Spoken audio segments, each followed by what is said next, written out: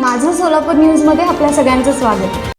प्रेमसंबंधातून प्रियकराने सोलापुरातील एका युवतीची अक्कलकोटमध्ये धारदार हत्याराने गळ्यावर वार करून ठार मारल्याची फिर्याद अक्कलकोट उत्तर पोलीस ठाण्यामध्ये दाखल झाली आहे। ही घटना अक्कलकोट शहरालगत बासलेगाव रोडवरील लोखंडे मंगल कार्यालयाच्या मागील पिरजादे प्लॉट येथील एका घरामध्ये घडली।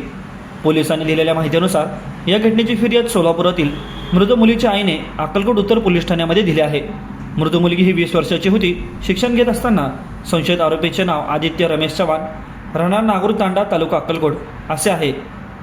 ही घटना सकाळी 10:30 ते 11:15च्या दरम्यान घडली असून मृत मुलीच्या आईने दिलेल्या फिर्यादीत संशयित आरोपी आदित्य चव्हाण याने मुलगी अक्कलकोट ग्रामीणमधील एका गावात शिकत असताना ओळख करून घेतली। दोघे नंतर संपर्कात होते। मुलगी नवीन वर्ष सुरू झाल्याने अक्कलकोट येथील देवदर्शनासाठी जाऊन येते असे सांगून आली होती। मात्र घटनास्थळी संशयित आरोपी आदित्य चव्हाणने त्या मुलीवर गळ्यावर धारदार तीक्ष्ण हत्याराने वार करून तिला जीवे ठार मारल्याचा संशय व्यक्त केला आहे।